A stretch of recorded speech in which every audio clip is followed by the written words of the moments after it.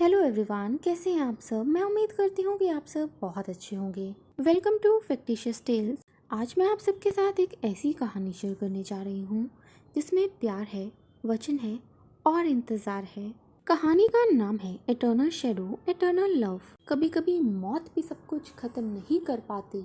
एक आत्मा जो अपने प्यार के लिए सदियों तक ठहरी रही और उसका इंतज़ार आज भी जिंदा है। तो चलिए अब इस कहानी के बारे में जानते हैं और बिना देरी किए इस कहानी की शुरुआत करते हैं।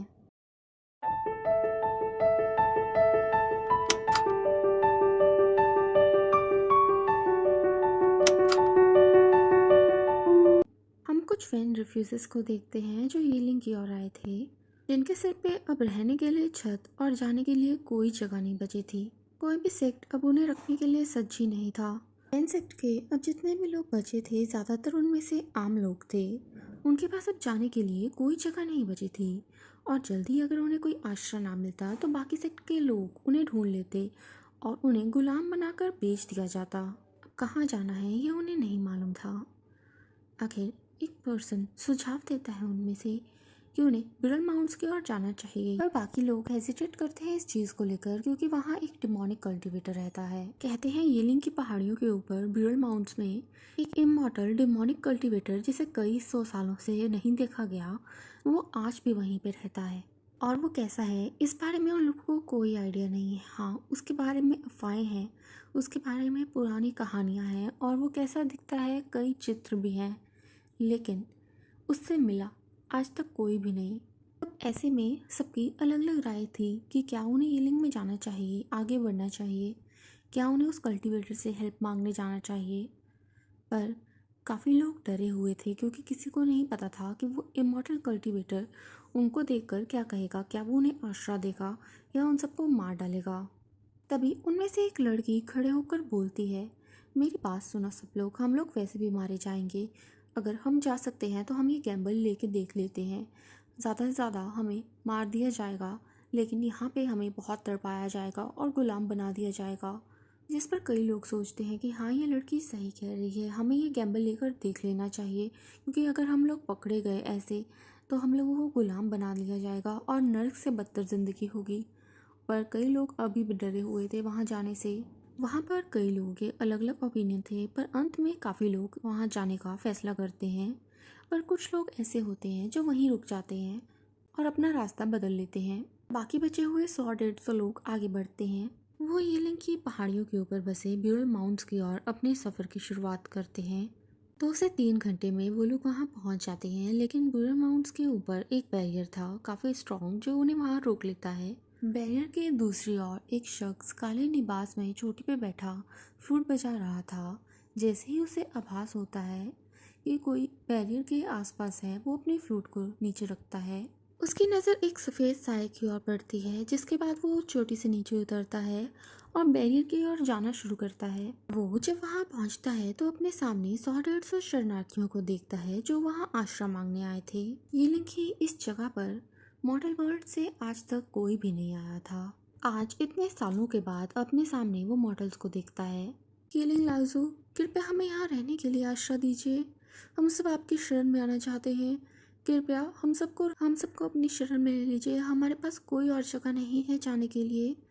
और बाकी लोग भी इस बात का समर्थन करते हुए उनको बहुत ज़्यादा रिक्वेस्ट करते हैं। एलन पैट्रियार्क उनकी उस एनर्जी को सेंस कर पा रहा था और वो बता सकता था कि इनके पास गोल्डन कोर नहीं है और साथ ही साथ इनमें से जिस पर्सन के पास भी गोल्डन कोर है वो बहुत वीक है। ये लोग प्रॉपरली कल्टिवेटर्स नहीं हैं और काफ़ी तो इसमें आम लोग हैं। रुको, यहीं इंतज़ार करो, एलन पैट्रियार्क कहता है और वहाँ से जाते हुए अपनी एनर्जी को कल्टीवेट करने लगता है। वो सारी की सारी एनर्जी जो वहाँ फैली हुई थी वो उसे अपने भीतर समाने लगता है। वो उन लोगों से कुछ दूरी पे बैठा हुआ था बैरियर के दूसरी साइड और लोग उसे ये करते हुए देख सकते थे। कुछ ही मिनटों में वहाँ से साइकिक और डिमोनिक एनर्जी गायब हो जाती है, जिसके बाद यीलिंग लाओजी वहाँ से बैरियर को लिफ्ट करता है और उन लोगों को अंदर आने की इजाज़त देता है। वो सभी लोग अंदर आते हैं और पैट्रियार्क उन्हें अपने पीछे आने को कहता है। वो सभी लोग उनके पीछे चल देते हैं। जल्द ही वो लोग एक ऐसी फील्ड में पहुंचते हैं जो बाकी प्यूरल माउंट जिसके बारे में उन्होंने किताबों में पढ़ा था उससे बिल्कुल अलग थी। तुम सब लोग यहाँ रह सकते हो, ये जगह काफ़ी होगी तुम लोगों के लिए, तुम लोग यहाँ अपने घर बना सकते हो और साथ ही में यहाँ पे पानी का भी इंतज़ाम है। कहने के साथ ही येलिंग पैट्रियार्क वहाँ से जाने लगता है। तभी एक पर्सन पीछे से आवाज़ लगाता है, येलिंग लाउजी। वो डरा हुआ था, फिर भी वो हिम्मत करके आगे बढ़ता है और कहता है, आपका बहुत बहुत शुक्रिया हमें यहाँ रहने देने के लिए। क्या आपसे हम एक और चीज़ मांग सकते हैं? हमारे पास खाना नहीं है। विंग उन सब की हालत की ओर देखता है। उनके वो फटे पुराने कपड़े और हाथ में कुछ पोटलियाँ लिए हुए, कईयों के पैरों में ढंग से चप्पल तक नहीं थी। फिर वो एक पेड़ की ओर इशारा करता है जिस पर आम लगे हुए थे और कहता है, अभी के लिए मेरे पास कुछ फल होंगे जिसे तुम लोग खा सकते हो। ये कहने के बाद वो वहाँ से चला जाता है। जैसे ही वो वहाँ से जाता है बाकी लोगों के अंदर एक खुशी की लहर दौड़ जाती है कि उनको खाने को मिलेगा। कुछ लोगों ने तो वहाँ 1-2 दिनों से कुछ भी नहीं खाया था, तो ये फल भी उनके लिए एक वरदान थे। समय बीतता है और वहाँ पे लोग तरक्की कर चुके थे। वो लोगों के पास अब खाने के लिए वो लोग खुद से खेती करनी शुरू कर दी थी। हाँ, येलिंग पैट्रियार्क ने उन्हें कुछ पैसे उधार दिए थे जिन्हें वो बाद में चुका सकते थे। साथ ही उन्हें कुछ साफ कपड़े, खाना और पानी दिया। वो लोग अब पहले से बेहतर जी रहे थे। साथ ही उनमें से कई लोग अब बाहर जाकर काम करने लग गए थे। उन्होंने अपने नाम में से वेन सरनेम को बिल्कुल ही हटा दिया था, जिससे उनकी आइडेंटिटी के बारे में किसी को नहीं पता था। येलिंग पैट्रियार्क ने उन लोगों को कुछ टोकन दिए थे जिससे वो लोग बैरियर के अंदर बाहर जा सकते थे और बाहर से वो लोग काम कर कर अपने लिए सामान लेकर आया करते थे। कुछ ही महीनों में उन्होंने अपने लिए खेत और घर दोनों बना लिए। कई लोग येलिंग पैट्रियार्क के बारे में और जानने के लिए उत्सुक थे, लेकिन येलिंग पैट्रियार्क ने उनसे बात करने में कुछ खास दिलचस्पी नहीं दिखाई थी और उन्हें भी मालूम था कि येलिंग लाउजी की पर्सनल लाइफ में इंटरफेयर करना बिल्कुल भी सही नहीं होगा उनके लिए। वैसे भी येलिंग पैट्रियार्क ने उनको उस एरिया में कदम रखने से मना किया है जो उनको ग्रांट नहीं हुआ। वो लोग उस एरिया से बाहर नहीं जा सकते और उन्हें उसी एरिया में रहना होगा ब्यूरल माउंट्स के, जो उन्हें येलिंग लाउजी ने दिया है। लेकिन उनमें से किसी को भी इस बात से कोई प्रॉब्लम नहीं थी क्योंकि उनके पास तो पहले शेल्टर तक नहीं था कहीं जाने के लिए और उन्हें इतना बड़ा एरिया मिल गया रहने के लिए, तो इससे ज़्यादा उन्हें और क्या ही चाहिए होगा। समय बीतता है और वो लोग जिनके पास गोल्डन कोर थे पर वीक थी, वो लोग अपने आसपास किसी की प्रेजेंस को फील कर पा रहे थे लेकिन वो उन्हें देख नहीं पा रहे थे और उन सबको लगता है कि शायद येलिंग लाउजी ने उन लोगों के ऊपर नज़र रखी हुई है, क्योंकि कोई भी रखेगा अगर उनके इलाके में कोई पर्सन आके रह रहा है तो। पर ऐसा नहीं था क्योंकि जल्द ही वो साया उन बच्चों के साथ घुलने मिलने लगा जो वहाँ खेलते थे। पर जल्दी सबको यकीन हो गया कि वो साया येलिंग पैट्रियार्क का नहीं है, पर वो किसका है ये सवाल अभी भी उन सबके मन में था। वहीं दूसरी ओर हम रात का सीन देखते हैं। येलिंग पैट्रियार्क अपने कक्ष में था, तभी वो साया उसके पास आता है और येलिंग पैट्रियार्क स्माइल करता है और कहता है, तुम आ गए। आजकल तुम काफ़ी टाइम स्पेंड करने लग गए हो उन बच्चों के साथ। येलिंग पैट्रियार्क ये कहते हुए अपने बेड की साइड के ऊपर पैट करता है जैसे कि कह रहा हो उस साही को उसके पास आने के लिए। वो साया भी येलिंग पैट्रियार्क के करीब जाकर बैठ जाता है और फिर कहता है, क्या तुम मुझ पे आज भी नज़र रखे हुए हो? येलिंग पैट्रियार्क इस बात के ऊपर शक्ल करता है और बोलता है, मेरी नज़र तो तुम पे हर पल बनी है। जब तुम मेरे पास नहीं होते तो मैं समझ जाता हूँ। ओह, तो अब मेरे शौहर मेरे बिना रह भी नहीं पाते? येलिंग पैट्रियार्क इस बात के ऊपर ज़ोर ज़ोर से हंसता है और कहता है, तुम आज भी मुझे टीज करने से नहीं हटे। वेल, क्या ही कर सकता हूँ मैं, ये साया कहता है और फिर जाकर येलिंग पैट्रियार्क से लिपट जाता है। सीन शिफ्ट होता है और कुछ दिन बाद का सीन देखते हैं। उस साय के वहाँ बार बार जाने के कारण येलिंग पैट्रियार्क भी अब वहाँ जाने लग गया था। जब भी वहाँ लोग येलिंग लाउजी को देखते तो उसे बो करके ग्रीट करते। वो वहाँ ज़्यादा बातें नहीं किया करता था, वो बस वहाँ पे चोटी पर जाकर बैठ जाता और अपना ध्यान लगाने लगता।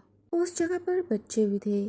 कुछ बच्चे तो डर जाते थे येलिंग लाउजी को देखकर और कभी उससे बात नहीं करते, लेकिन एक बच्चा खास था, युआन। वो जब भी येलिंग लाउजी वहाँ आते तो उनके पास जाकर बैठ जाता और उन्हें देखता था। येलिंग पैट्रियार्क ये ऑब्जर्व करता था लेकिन कभी कुछ नहीं कहता था। वो बच्चा क्यूरियस नजरों से येलिंग लाउजी की ओर हमेशा देखता था। येलिंग लाउजी उस बच्चे के प्रेजेंस के साथ कंफर्टेबल हो गए थे। उन्होंने वहाँ पर एक बंदे का इलाज भी किया था जिसका नाम वेनिंग था, जो वेन रिफ्यूजेस में से एक था, जो वहाँ आए थे तो काफ़ी ज़्यादा घायल था और वो उस बच्चे का चाचा था जिसका नाम वेनिंग था।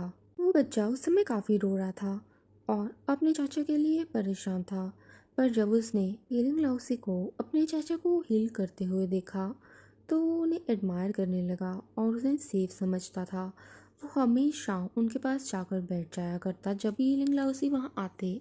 उस बच्चे की चाची वेंचिंग जब भी हीलिंग लाउसी वहाँ आकर अपना ध्यान लगाया करते तो वो फ्रूट काट कर उन्हें दिया करती थी।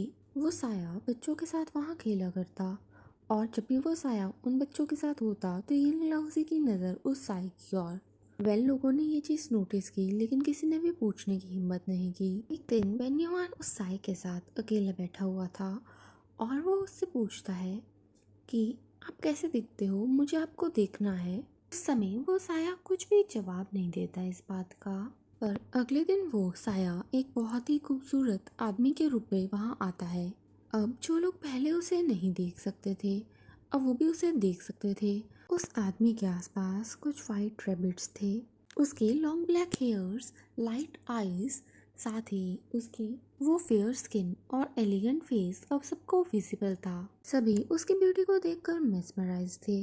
जो लोग और बच्चे पहले उससे डरते थे वो भी उसकी ओर देखते रहते। वो साया वाकई में बहुत ब्यूटीफुल था। अब सब लोग उस चेहरे के बारे में जानने के लिए उत्सुक थे जिसे हमेशा यिलिंग लाओजी देखा करते। वो साया अपना नाम लैनजन बताता है और सभी लोगों की वहाँ पर बहुत मदद किया करता था। उन सबके साथ काफी घुल मिल गया था। पहले जो लोग उससे डरते थे या उसे देख नहीं पाते थे वो भी उसे देखते थे और उससे बातें कर सकते थे। वो साया अब उन लोगों के बीच काफी घुल मिल गया था। पर सबसे ज़्यादा उत्सुकता उन लोगों को इस बात की थी कि आखिर ये साया है कौन और यीलिंग पेट्रियार्क हमेशा इस साय के साथ क्यों रहते हैं। उन लोगों की वो जिज्ञासा वो साया भी समझ सकता था। अब जब सबसे उनकी जिज्ञासा थामी ना गई तो उन लोगों ने आखिरकार पूछ ही लिया कि यीलिंग पेट्रियार्क के बारे में वो और जानना चाहेंगे और खासकर उस साय का उनसे क्या रिश्ता है। सीन शिफ्ट होता है और हमें वी सेक्ट का सीन दिखाया जाता है जहाँ के कुल प्रमुख वी चांगसे और उनकी वाइफ चांगसे सेरन के घर एक बेटा पैदा होता है जिस बेटे का नाम वो लोग विवोशियन रखते हैं। शुरुआत से ही वो बच्चा बाकी बच्चों के मुकाबले काफ़ी ज़्यादा आगे था। वो एक यंग प्रोडिजी था। बचपन से ही वो कल्टीवेशन में सबसे आगे था और बहुत जल्द अपने से कुछ साल बड़े लोगों को भी पीछे छोड़ दिया था और 13-14 साल की उम्र तक उसने अपने पेरेंट्स को भी बाईपास कर दिया था। वी सेक्ट की साथ वाली टेरिटरी में एक छोटा सेक्ट भी था जिसे जियांग सेक्ट कहते थे। जब विंग 13 साल का था तब उस सेक्ट के ऊपर काफी परेशानियां चल रही थी। सेक्ट के कुल प्रमुख जियांग फैंगमिहान गुजर गए थे और जिनके गम में मैडम यू भी अब चल बसे थे। जिसके बाद जियांग यानली और जियांग चैन अकेले रह गए थे। सेक्ट को काफ़ी सारा डेवलप बनाया गया था लेकिन उस सेक्ट के ऊपर कर्जा बहुत ज़्यादा था और अब दोनों बच्चों के माता पिता के गुजर जाने के बाद वो दोनों को कैसे वो कर्जा चुकाना है ये बात नहीं पता थी। वो दोनों बच्चे जानते थे कि ऐसी दायनीय स्थिति में बाकी सेक्ट उनके ऊपर ज़रूर हमला करेंगे और उनसे सेक्ट लेने की कोशिश ज़रूर करेंगे। साथ ही में बड़े मर्चेंट्स भी उनको अब टारगेट करेंगे। इस स्थिति में वहाँ एक क्रियास फैल जाएगा और कोई भी सुरक्षित नहीं रहेगा क्योंकि महंगाई बहुत बढ़ जाएगी और लोग चोरी चकारी पे उतर आएंगे। पूरी स्थिति को देखते हुए जियांग यानी ये फैसला लेती है जियांगचन के साथ कि वो लोग सेक्ट को बेचेंगे। जियांग सेक्ट एक छोटा सा सेक्ट था जो वी टेरिटरी के साथ में लगता था जिस कारण से वी चांगजे इस अपॉर्चुनिटी को सबसे पहले ग्रास्प करते हैं। जियांग सेक्ट बेशक छोटा सा सेक्ट था लेकिन उनकी कल्टीवेशन अच्छी थी और जिसकी नॉलेज सेक्ट में आकर सेक्ट को और स्ट्रॉन्ग बनाया जा सकता था। साथ ही में उसकी लैंड क्रॉप सब कुछ उनके लिए काफ़ी बेनिफिट होता इसलिए वो काफ़ी बड़ी रकम देकर वो सेक्ट को खरीद लेते हैं और अब जियांग सेक्ट भी वी सेक्ट के अंदर ही मर्ज हो जाता है और वो दोनों सेक्ट बेचने के बाद वहाँ से नहीं गए बल्कि वो वी सेक्ट के अंदर सेटल हो गए। वी सेक्ट की इनर फैमिली के अंदर उनको वेलकम किया गया जहाँ पर वो लोग विंग यानी कि विवुशियान से मिलते हैं और फिर उनका एक नया सफ़र शुरू हो जाता है। जियांग चैन और जियांग यानली को ज़्यादा बैकलैश फेस नहीं करना पड़ा क्योंकि विवुशियान हमेशा उनके साथ रहता और उन्हें प्रोटेक्ट करता। विभूषण ने जियांग्स की कल्टीवेशन भी बहुत जल्दी सीख ली थी और बाद में वो दूसरे सेक्टर में जाने की डिमांड करता है अपने पेरेंट्स से।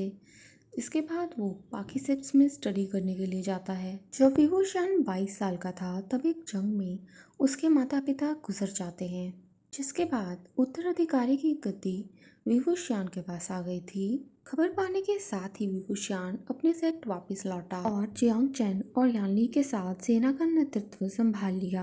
अंत में जीत हासिल कर उसने गद्दी को संभाला और सेक्ट को आगे लेके गया। उसके रियासत से निकालते हुए उसने सेक्ट को स्टेबल किया, जिसमें जियांग चैन और यानली ने महत्वपूर्ण भूमिका निभाई। जिसके बाद विभूषण ने जियांग यानली और जियांग चैन को सेक्ट में काफ़ी अच्छे टाइटल्स और पोजीशंस के साथ सम्मानित किया। 3 साल हो गए थे विभूषण को वापस आए हुए अपने सेक्ट उस जंग के बाद से। पर एक शख्स जिसने उस दिन रणभूमि पर विभूषण को देखा था, वो उसके ताकत, शौर्य और बुद्धिमत्ता से अभी तक प्रभावित था। वो अभी तक वी सेक्ट के सेनापति के साथ खड़े शख्स के बारे में भूल नहीं पाया था, जिसके ऑरा ने पूरे बैटलफील्ड का रुख बदल दिया था। उसका रण कौशल इतना बुद्धिमत्ता वाला था कि वांग जी मनमोहित हो बैठा था। वो उस जंग में डायरेक्टली इन्वॉल्व नहीं था, लेकिन उसने पूरी जंग को देखा था और उस जंग के बाद से ही वो विभूषण को बहुत ज्यादा एडमायर करने लगा था। सीन शिफ्ट होता है अब लैंड सेक्ट की ओर, जहाँ पर एक पर्सन सफेद लिबास में अपना बोरिया बिस्तर पैक कर रहा है। वो अपनी पॉटली उठाता है और छुपते छुपाते सेक्ट से निकल जाता है, पीछे एक खत छोड़कर कि वो जल्दी वापस आएगा। वो वी सेक्ट की ओर अपना सफर शुरू करता है, पहले अपनी स्वॉर्ड पे और बाद में नदी में बोट के सहारे। विशाल जो हर दिन की तरह अपने कार्य कक्ष में बैठा था, अपने पीछे की खिड़की के टूटने की आवाज सुनता है और एकदम ही सतर्क होकर खड़ा हो जाता है, ये सोचकर कि उसके ऊपर अचानक किसी ने हमला कर दिया है। वो अपनी स्वॉर्ड निकाल लेता है, लेकिन जो वो नज़ारा देखता है वो तो अलग ही था। वहाँ पर सफ़ेद निवास में एक कल्टीवेटर बैठा हुआ था जो उसकी ही उम्र का था और उसे एडमायर आई से देख रहा था, बहुत ही हैप्पी चेहरे के साथ। एक गार्ड्स भी दौड़ते हुए उस चैम्बर में एंटर कर जाते हैं, क्योंकि उन लोगों को पता चल गया था कि एक शख्स उनके सामने उनकी सिक्योरिटी को बाईपास करता हुआ अंदर घुसा है बहुत तेज स्पीड में। और वो लोग भागते हैं अपने क्लैन लीडर के कक्ष की ओर उन्हें प्रोटेक्ट करने के लिए। पर वो शख्स तो अपनी ही मस्ती में था, वो तो खुश हो जा रहा था विभूषण को वहाँ देखकर। मेरा नाम लान वांगजी है और मैंने तुम्हें बैटलफील्ड में देखा था। मैं 3 सालों से इंतजार कर रहा था आपसे मिलने का। मैं अपने सेक्ट से भाग गया हूँ, आपको पता है। वो ये बातें गर्व से बता रहा था, जबकि सारे सिपाही उसके आसपास तलवार लेकर खड़े हुए थे। अपने 25 सालों की जिंदगी में विभूषण ने बहुत लोगों को देखा है, बहुत से लोगों को फेस किया है और उनसे बातें की हैं, लेकिन उसके सामने ये क्या अजूबा है उसके सामने ये क्या अजूबा है, ये उसे समझ नहीं आ रहा था। वो आदेश देता है कि इसे बंदी बना लिया जाए। पहले लैन वांगजी की एक्साइटमेंट इतनी थी कि उसे रियलाइज़ नहीं होता, पर जैसे ही सिपाही उसे लेकर वहाँ से जाने लगते हैं तो लैन वांगजी को रियलाइज़ होता है कि उसे कैद कर लिया गया है। वो चीखने लगता है कि छोड़ो उसे, बट तब तक बहुत देर हो चुकी थी और बेचारे लैन वांगजी को काल कोठरी में डाल दिया जाता है। अब जब उसे सारी रियलाइजेशन हो गई है तो अब उस सफ़ेद लिबास वाले शख्स का चेहरा भी सफ़ेद पड़ जाता है। से समझ आता है कि उसने कितनी प्रोटोकॉल्स को तोड़ा है और इस तरह किसी सेक्ट लीडर के कक्ष में खिड़की तोड़ के घुस के उसने अपने ऊपर असैसिन या स्पाई का टैग लगवा लिया है और इसे क्लियर करने में अब उसे बहुत दिक्कत होने वाली है। वहीं दूसरी ओर विभूषण अपने कक्ष की सफाई होते हुए देख रहा था, क्योंकि वांगजी एक खिड़की तोड़कर अंदर आने से वहां पर कांच बिखर गया था, जिसे अब सर्वेंट साफ कर रहे थे। विभूषण अभी भी अनॉयड था। वो अपने सबऑर्डिनेट को समन करता है और उस कल्टीवेटर को आदेश देता है कि जाओ और उस कल्टीवेटर के बारे में सब कुछ पता करके लाओ। वो सबऑर्डिनेट आदेश को मानते हुए उस पर्सन के बारे में बैकग्राउंड चेक करने के लिए चला जाता है। शाम तक वो सबऑर्डिनेट वहाँ लौटता है और विभूषण को बताता है कि जो पर्सन एंटर किया है उसका नाम लैन वांगजी है और वो लैन क्लैन का छोटा राजकुमार है। विभूषण ये बात सुनकर अपना सिर हाँ में हिलाता है और एक गोल्ड कॉइन उस सबऑर्डिनेट की ओर उछाल देता है, जिसे वो सबऑर्डिनेट बहुत खुशी से पकड़ लेता है और उसके नाम को लेने के बाद वो वहाँ से चला जाता है। वहीं दूसरी ओर विभूषण ये डिसाइड करता है कि वो लैन वांगजी को विजिट करेगा। वहीं दूसरी ओर इन प्रेजेंट लैन वांगजी ये सोच रहा था कि अब वो यहाँ से निकलेगा कैसे, क्योंकि इस तरह से उसने वी सेक्ट में घुस के गलती तो की है। वो भी सीधा कांच तोड़कर क्लैन लीडर के कक्ष में आ घुसा। इससे अब सभी लोग उसे असैसिन ही समझ रहे हैं। गनीमत ये है कि अभी तक उसके खिलाफ कोई एक्शन नहीं लिया गया। इसका मतलब ये है कि उसके बैकग्राउंड के बारे में इस समय इन्वेस्टिगेशन चल रही है और जल्द ही उसकी ये सोच सही साबित होती है। जब क्लैन लीडर विवुशियान उस प्रिजन में घुसते हैं, विवुशियान सलाखों के एक दूसरी ओर खड़ा होता है और सफेद लिबास वाले शख्स को इस बार उसके नाम लैन वांगजी कहकर पुकारता है। लैन वांगजी, लैन क्लैन के छोटे राजकुमार, मुझे बताओ कि तुम इस तरह हमारे सेक्ट में क्यों घुसे थे। मैं सिर्फ तुमसे मिलने आया था, मैं तुम्हें देखना चाहता था। लैन वांगजी ये हल्की सी आवाज़ में कहता है। ये कोई एक्सक्यूज़ नहीं है प्रोटोकॉल्स को अवॉइड करने का और इस तरह किसी और राज्य की सीमा में घुसने का। तुम ये बात जानते हो ना? विवुशियान लैन वांगजी से पूछता है, जिस पर लैन वांगजी अपना सिर नीचे झुका लेता है शर्म के मारे। अब मेरे साथ क्या होगा? लैन वांगजी एक बार फिर हल्की आवाज में पूछता है, जिस पर विवुशियान उससे सवाल पूछता है, क्या लगता है तुम्हें क्या होना चाहिए? लैन वांगजी अपनी पलकें नीचे झुका लेता है और इंतजार करता है विवुशियान के कुछ बोलने का। विवुशियान कुछ पल के लिए लैन वांगजी की ओर स्टेयर करता है, फिर पास ही में खड़े गार्ड को ऑर्डर देता है कि एक कागज और कलम इसे दे दो, इसे अपने सेक्ट को खत लिखना है। ये कहने के बाद विवुशियान वहाँ से चला जाता है। वहीं दूसरी ओर लैन वांगजी ये समझ चुका था कि अब वो एक बहुत बड़ी मुसीबत में फंस चुका है। उसके पिता और उसके अंकल अब उसे छोड़ेंगे नहीं इस बात के बाद, स्पेशली जब इस बात से उनके सेक्ट को भारी जुर्माना चुकाना पड़ सकता है और नेगोशिएट करना पड़ेगा अब उन्हें विवुशियान के साथ। और वी सेक्ट डिमांड में क्या मांगेगा ये बात अभी वांगजी भी नहीं जानता। वांगजी का लिखा हुआ खत विवुशियान के पास पहुंचता है, जिस पर वांगजी ने नीचे अपनी ऑफिशियल सील लगाई थी, जो उसे लैंसेट के राजकुमार होने के नाते उसकी पहचान का प्रतीक थी। जिसके बाद विवुशियान टेबल पे बैठता है और एक कलम और कागज लेकर एक लेटर लिखने स्टार्ट करता है, जिसमें वो सारी बात एक बार दोबारा से बताता है और उन्हें पूछता है कि अब वो क्या करना चाहेंगे। ऑफिशियल सील लगाकर वो उस लेटर को बंद कर देता है, जिसके बाद वो एक मैसेंजर के हाथ वो लेटर लैंड सेक्ट के लिए भिजवा देता है। जल्द ही वो लेटर लैंड सेक्ट के राजा को मिलती है, जिसे पढ़कर वो राजा बहुत ही गुस्से में आ जाता है और फिर थोड़ी देर के बाद उस पत्र का जवाब देते हुए वो उनके साथ नेगोशिएशन करने की प्रस्ताव भेजता है, जिसकी विवुशियान बेसब्री से उम्मीद कर रहा था। विवुशियान उनसे हर जाने में 3 लाख गोल्ड कॉइन्स और लैंस के नॉलेज ट्रेजर में से कुछ प्राचीन बुक्स मांगता है। अंत में दोनों सेक्ट्स के बीच नेगोशिएशन होने के बाद लैंस सेक्ट अपने राजकुमार को वापस बुलाने के लिए वी सेक्ट को 2.5 लाख गोल्ड कॉइन और कुछ एंशियंट बुक्स ऑफर करता है। साथ ही में वो वी सेक्ट के साथ एक्सपोर्ट में टैरिफ को 50% कम कर देता है, जिसके बाद विभूषण अलाउ कर देता है कुछ लैंड सोल्जर्स को यहाँ आने पर और अपने राजकुमार को यहाँ से वापस एस्कॉर्ट करने पर। जिसके बाद लैंड सेक्ट वापस जाने के बाद बेचारे लैन वांगजी के साथ क्या हुआ ये तो अब उसी की हिस्ट्री है। जिसके कुछ समय के बाद लैन वांगजी हर बार विभूषण को खत लिखा करता जो उसके पास पहुंचता, लेकिन विभूषण जब उसे रीड करता तो समझ नहीं आता कि वो क्या जवाब दे। इसलिए उसने एक बार तो खत में पूछा भी था उससे कि क्या तुम्हारे राज्य में तुम्हें ये सब अलाउ कर देते हैं? तुम राजकुमार हो जिसने वी सेक्ट के साथ उनके सेक्ट को मुश्किल में डाला है और अब तुम इस तरह पत्र लिख रहे हो। क्या तुम्हें कोई टोकता नहीं है? क्या तुम पे गुस्सा नहीं करते तुम्हारे राज्य के राजा? पर जल्द ही विभूषण समझ चुका था कि लैन वांगजी उन लोगों में से एक है जिसे किसी के कुछ भी कहने से कोई फर्क नहीं पड़ता और वो किसी की नहीं सुनता। वो करने वही वाला है जो उसका मन करेगा। समय ऐसे ही गुजरता है और हर 2 हफ्ते में लैन वांगजी का पत्र वी सेक्ट पहुंचता है। विभूषण हमेशा उस पत्र को पढ़ता, लेकिन रिप्लाई देना हमेशा भूल जाता या उसे मालूम ही नहीं होता कि वो पत्र का क्या रिप्लाई दे। वांगजी की बातें इतनी चुलबुली होती थी कि विभूषण ने कभी इस तरीके से लाइफ को देखा ही नहीं था। वो बचपन से सिर्फ होनहार नहीं था, वो कर्तव्य को भी समझता था और 22 साल की उम्र से ही उसके ऊपर बहुत ज़्यादा जिम्मेदारियां आ गई थी। तो उसका ज़िंदगी को देखने का नज़रिया भी उसी तरीके का हो गया था। जबकि वांगजी एक चिल पर्सनैलिटी था, उसे ज़्यादा चीज़ों से फ़र्क नहीं पड़ता था।